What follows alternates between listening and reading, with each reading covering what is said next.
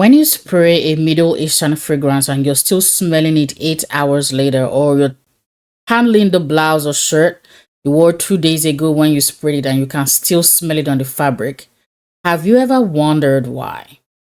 I'll tell you, it's not a price point, it's not luck.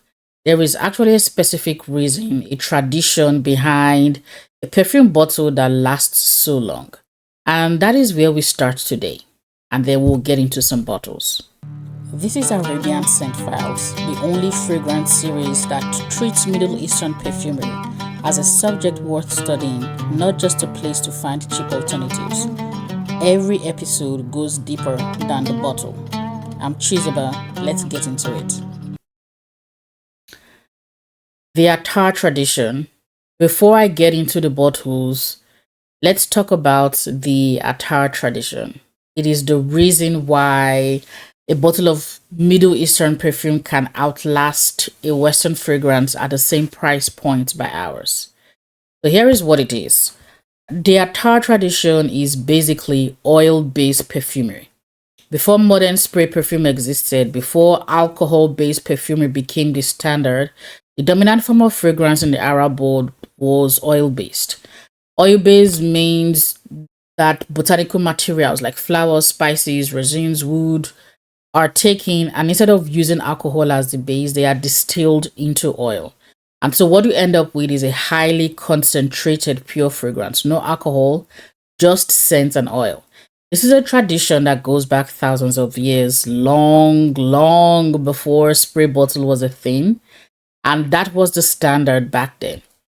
The difference between alcohol-based perfumes and oil-based perfumes is alcohol-based perfumes, when you spray them, they project aggressively for maybe the first 30 minutes to an hour. They give you a big opening, then they settle. And within 4 to 8 hours, depending on how it's formulated, they've faded till you can barely smell them or they're completely gone. Oil-based perfumes, on the other hand, those patterned after the Attar tradition, do something completely different. They typically don't announce or project a lot across the room. They stay close to the skin. So someone will have to be in your personal space to be able to pick up the scent of an oil-based perfume. And they don't evaporate the way alcohol does. So the longevity is extraordinary. They can easily last 12 to 24 hours on skin because they are so concentrated. And also because there is no alcohol, there is no sharp chemical opening notes, no dramatic top notes that disappear in 20 minutes. What you smell in the first moment tends to be very close to what you smell hours later. It might evolve a little bit, but it's not dramatic. It doesn't do the dramatic top, middle, base arc we are used to with a lot of spray perfumes we wear today. It just kind of settles in and stays. In modern day Middle Eastern perfumery, how this shows up is in a higher overall oil concentration, especially when compared to Western formulated fragrances. It shows up in richer, denser base notes. It shows up in a lot of Middle Eastern perfumes that use sandalwood as the base. That's the Attar tradition showing up, because in that tradition, sandalwood was the preferred carrier oil. That was the oil everything was distilled into. So when you smell sandalwood in a modern Middle Eastern fragrance, that is not just a note choice. It really is a direct line back to how these fragrances were originally made. The longevity that surprises people about Middle Eastern fragrance, why it lasts 12 hours where I'll say Western fragrances typically don't, is just the Attar tradition showing up in a spray bottle. The cultural expectation of longevity that is built into the formulation. It's been around for a really long time. Speaking of tradition, let me show you something. This is Mabkhara, a traditional incense burner used across the Gulf. So in countries like Saudi Arabia, Kuwait, Oman, UAE, Qatar, what is burning inside is called a bakhor. Chips of wood, infused wood, or pressed wood and wood compound placed over charcoal. Now, this is not part of my personal tradition. I did not grow up with this. I have never experienced it firsthand, but when I went looking into it for this series, What I found is that Mabkhara is not a special occasion item. In Gulf homes, it is burned daily or several times a week. It is part of how a home is prepared. When guests arrive, they might be offered the incense burner to hold over their clothes and let the fragrant smoke perfume them. And it's a way of welcoming and honoring guests. It's a way of saying, you are important to me. It's kind of like, at least for me and for many of us, when a guest comes, that's when we bring out the good china, we bring out the best food, the best cutlery. As soon as the guests are gone, you pack everything back and put it in the cupboards until the next time there is an event. You're bringing out those important things because this is a guest of honor. And the Mabkhara is something similar. You're saying, I prepared this for you. You matter. In the Gulf, women pass the incense burner under their abayas before they leave the house. Men allow the smoke to settle into their clothing before they go out. The scent of the bakhor is essentially a signal that someone prepared and took care before coming out. And a connection between part 2 of this episode and what we're talking about is incense burning in ancient Mesopotamia. Fragrant smoke as an offering to the gods. And the word perfume coming from the Latin perfumum, through smoke. So you have incense burning as something important, a religious tradition from thousands of years ago. And today, in a way, you still have that practice. The incense burning in the Mabkhara is still alive. It's not a museum piece. The difference is it's happening in homes across the Gulf. It's essentially a continuity from the ancient temple to a Gulf home today. And so the tradition changed, evolved, but is still very much present. The other thing about fragrance in Gulf culture is that fragrance is not a finishing touch. It is a huge part of getting dressed. It is a huge part of identity. It is how you present yourself to the world before you say a single word. If you listen to part 1, that is exactly what I learned from my dad. Being deliberate about fragrance, choosing it the way I choose my clothes for the event, for the mood I'm in, for the mood I want to set. It is a part of my identity. Being generously scented is intentional. It is cultural. You are giving people the gift of your presence before you speak. You are saying, I prepared myself for this space. I took care. And you're not just saying it to the people around you. It's very important to note you are saying it to yourself as well. In Gulf countries, people develop signature fragrance profiles. Some families have a signature fragrance profile they pass between generations. The same way there are families who have jewelry, be it like rings or earrings or what have you, that goes from grandmother to mother to daughter and what have you. In the Gulf, there are families who have their signature fragrance profiles, and it goes from generations to generations.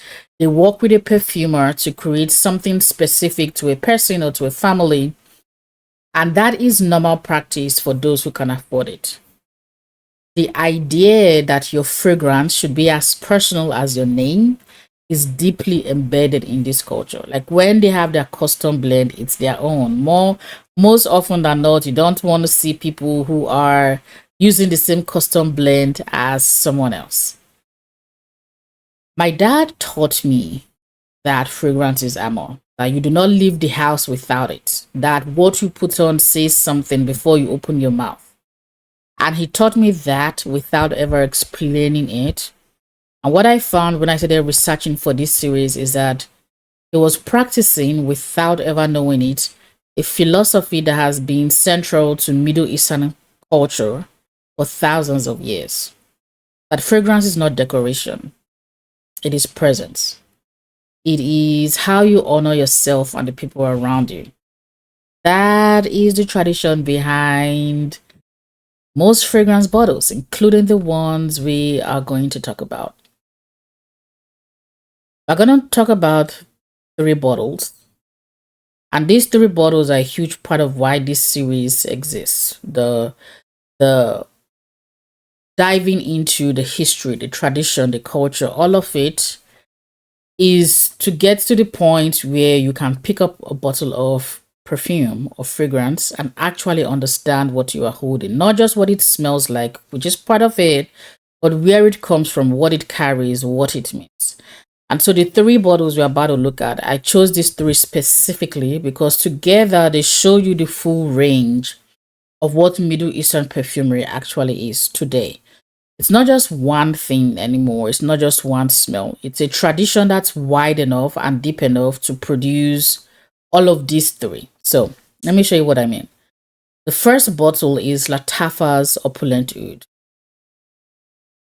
This is the bottle that started everything for me in terms of the journey to get to this series.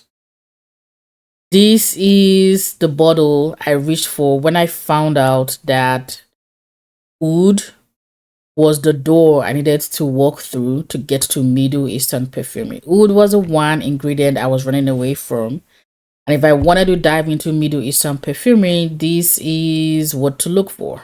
Oud is something to look for. So I reached for Opulent Oud. Let me backtrack a little bit. I had tried oud before this, but in a different fragrance. It was so intense, so heavy, so uncompromising that I gave it away. I remember thinking, yeah, oud is not for me. It's a note I can admire on other people, but me, I can't wear it. But as I started becoming intentional with building my fragrance wardrobe, I realized, okay, if I really want to experience the full range of Middle Eastern perfume and have it represented my fragrance wardrobe, I need something with oud. And so I went looking, wanted something affordable, and ordered the Lattafa Opulent series. And Opulent Oud was the very first one I tried from that collection. From the very first spray, Opulent Oud is oud forward, just like the name says. It's the first thing that registers. It's heavy, it's dense, it's rich. It announces itself, but it's not so unforgiving and so uncompromising that you want to run away from it. There is a sweetness that kicks in, that's not a separate layer. It's kind of woven into it. But that's the rose. That's the rose showing itself. So it's a really good blend of oud and rose. And that marveled me, still marvels me every time I wear it. Because my history with rose in fragrance is also very iffy.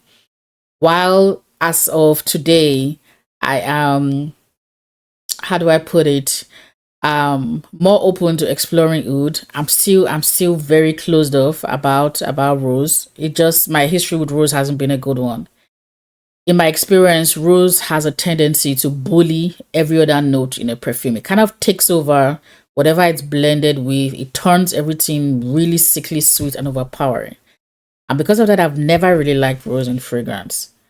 I would say Opulent Oud is the first fragrance where it's clear that the rose is present. It's identifiable, but it doesn't overpower the oud, and the oud doesn't overpower the rose as well. The oud is still very present and forefront, and you can tell the rose is clearly there, but they're not fighting each other, which is rare for me. It doesn't go sickly sweet, it just stays rich and grounded. And I still don't fully understand how they did it. I just know they did, and I absolutely love it.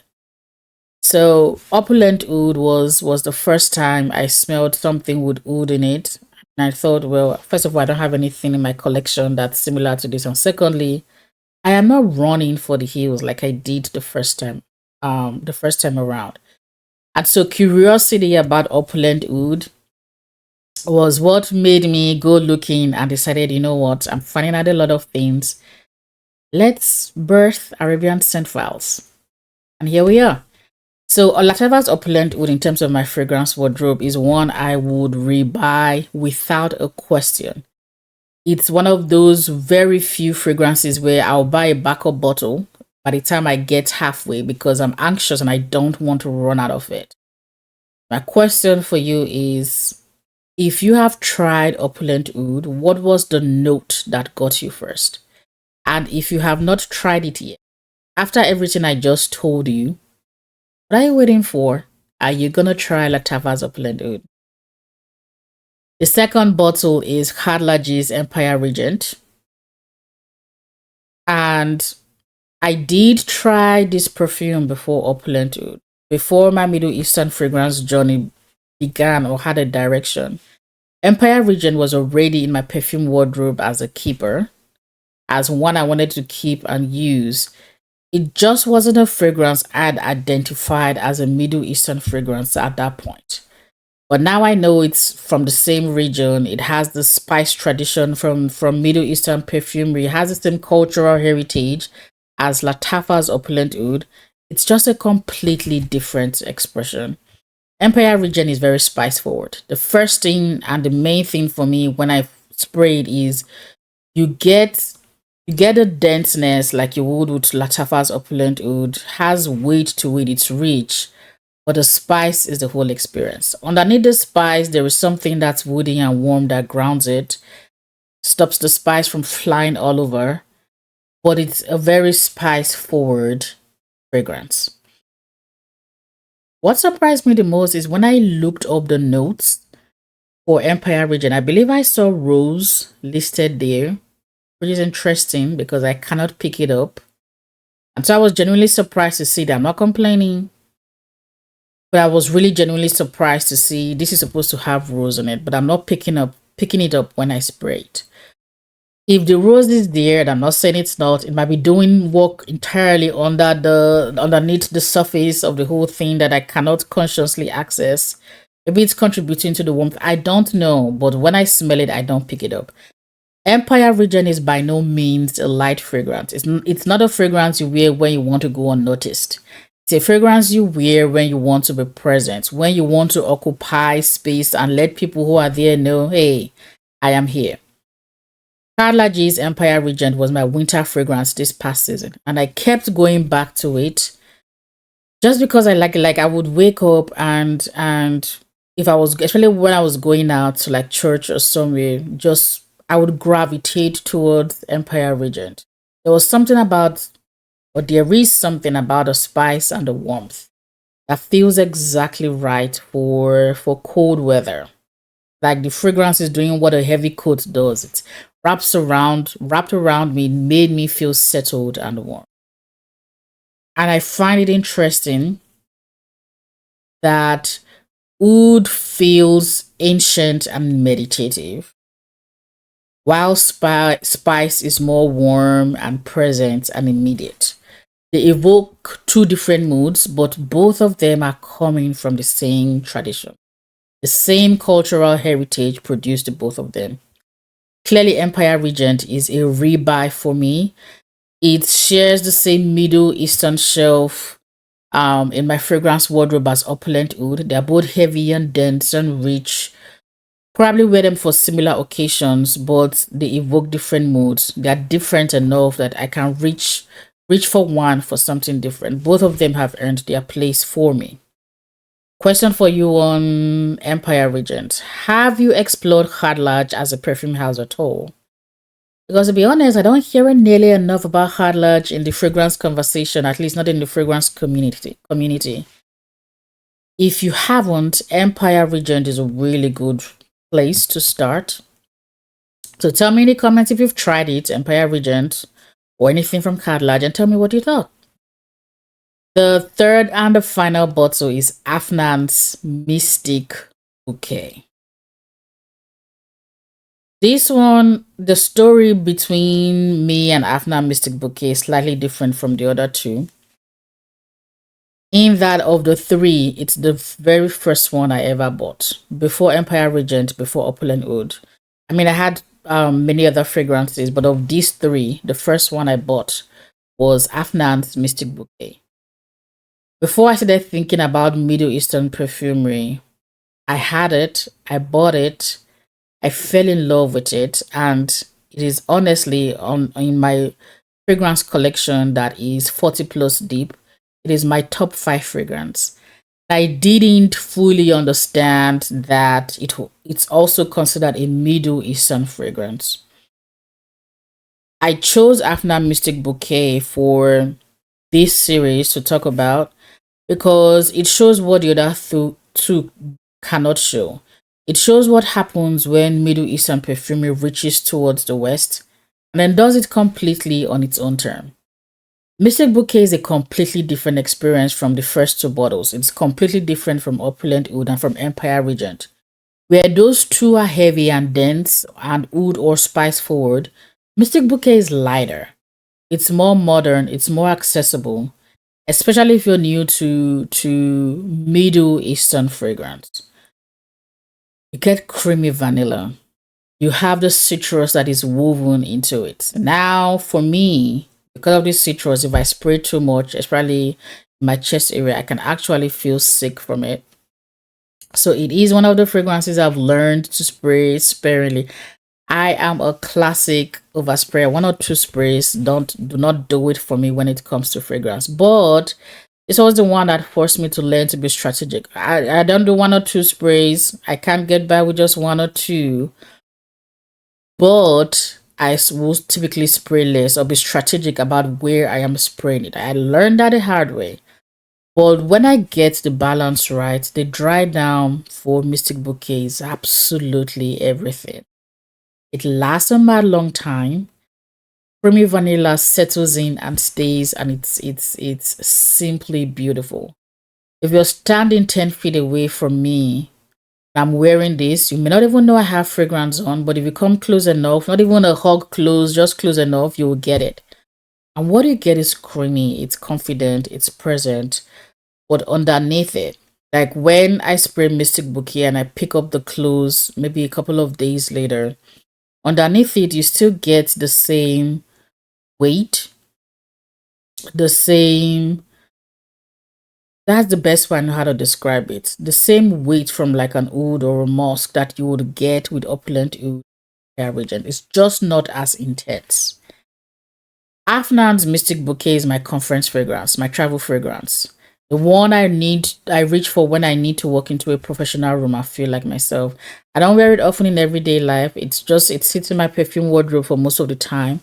But the moment I'm packing for a conference, a professional trip, or I need to go somewhere, Mystic Bouquet goes into the bag by default without thinking about it.